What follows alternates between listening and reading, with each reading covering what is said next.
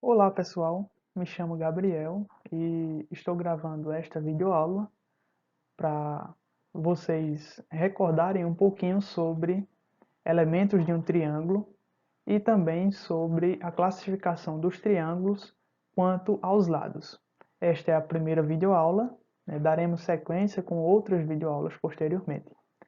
Esta também é uma observação importante é que esta videoaula está sendo gravada para alunos do nono ano da Escola Municipal Padre Godofredo Jostin, tá bem?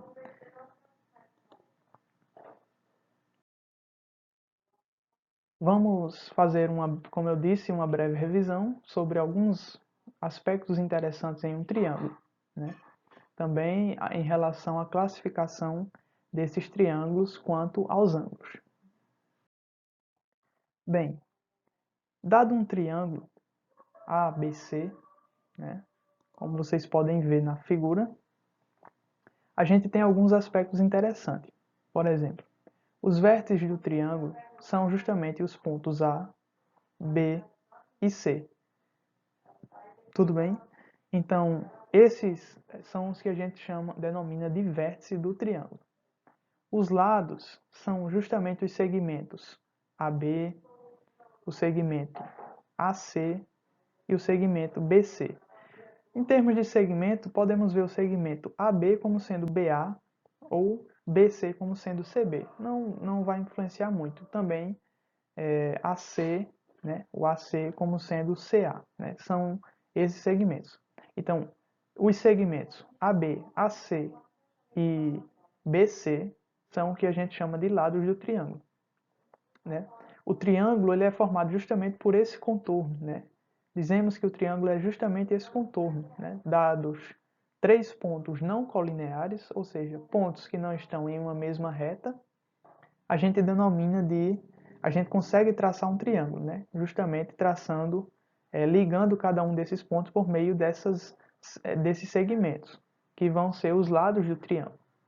Além disso, essa região aqui interna do triângulo é o que chamamos de região do triângulo, né? Ou a gente chama de região triangular, tá bom? É a área do triângulo, né? Essa parte de dentro. O triângulo é o contorno, né? É esse contorno aqui. Então, na área interna a gente também tem os ângulos internos, né? Na região interna do triângulo a gente tem os ângulos internos. Aqui estão representados por alfa, beta e gama, né? Em geral, né, a gente utiliza essas letras gregas para nomear esses ângulos, mas também podemos dar outra notação, né?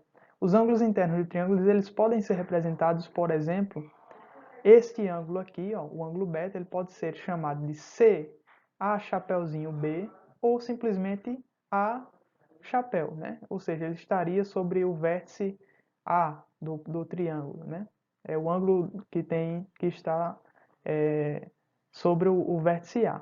Aqui a gente teria também, ó, esse ângulo gama poderia ser reescrito como AB chapeuzinho C ou simplesmente B chapeuzinho. De maneira análoga esse daqui, né? O ângulo que tem aqui o ACB, né? Esse ângulo alfa. Ele poderia ser chamado aqui, né, como A C chapéu B ou simplesmente o C chapeuzinho, tá bom? Então essas são notações e você pode optar por usar uma delas. É importante que se use escolha-se uma, né? No nosso caso aqui, eu adotei as letras gregas, né? Aqui temos o alfa, aqui o beta e aqui o gama. Então, temos estes elementos, alguns dos elementos de um triângulo, né? Vamos agora ver como classificá-los quanto aos ângulos, né? A medida dos ângulos eles vão determinar alguns tipos de triângulos. Nós vamos ver aqui em seguida, né? Lembrando que uma observação importante é que, recordando aí que a soma dos ângulos, né, internos do triângulo é sempre igual a 180.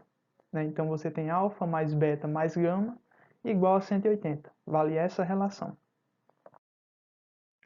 Bem, aqui nesse triângulo, né, eu representei outro triângulo aqui, chamei de ABC, né, mas você poderia ter chamado com outras letras os vértices do triângulo, né? E aí nós vamos ver o seguinte, qual é a ideia de lado oposto ao ângulo, né? Isso é importante, né? Nesse triângulo a gente vai dizer que o lado AB, né, é oposto ao ângulo beta. Vamos identificar aqui o ângulo beta e o lado AB. Ó.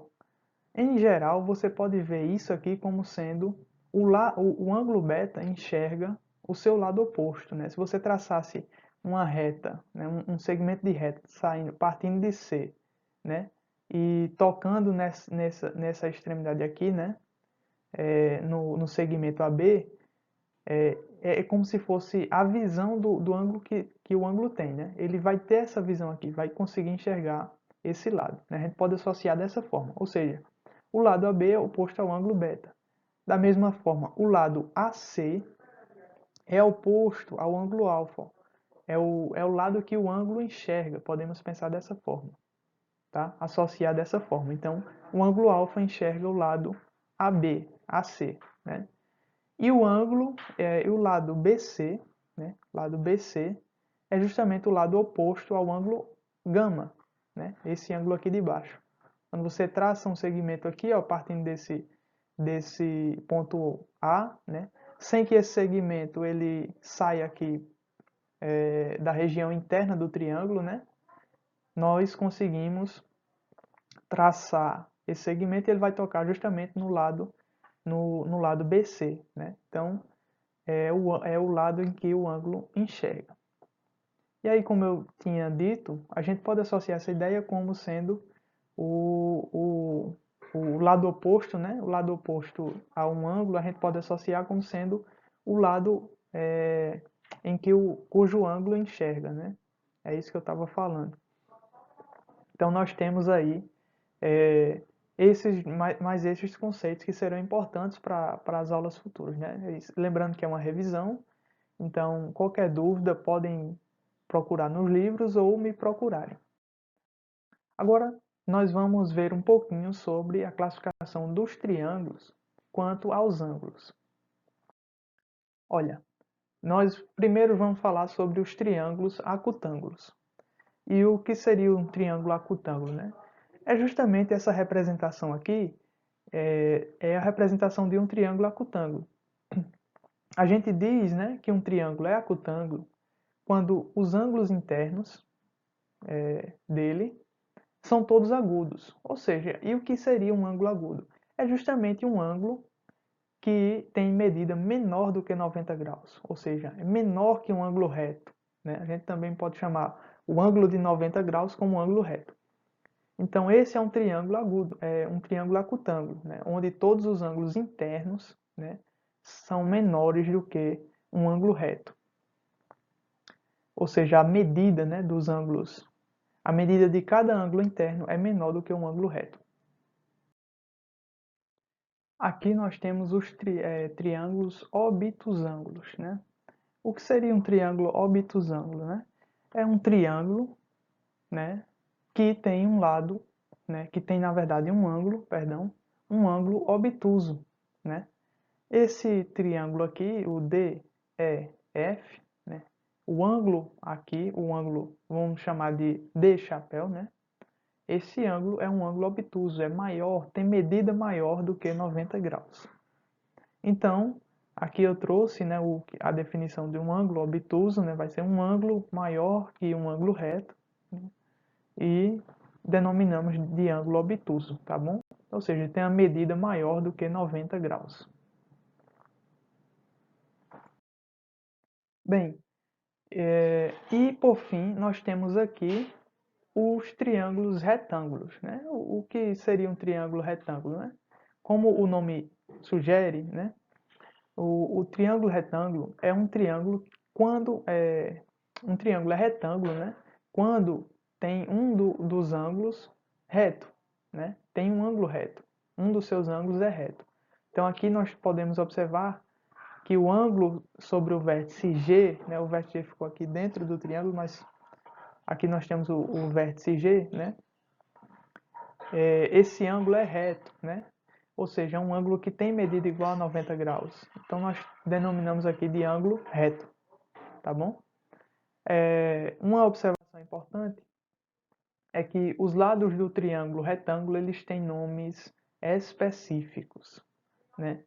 O lado que, sempre que você olhar um triângulo retângulo, o lado que é oposto ao ângulo reto, ou seja, o lado cujo ângulo reto enxerga, que é nesse caso desse triângulo é o HI, né?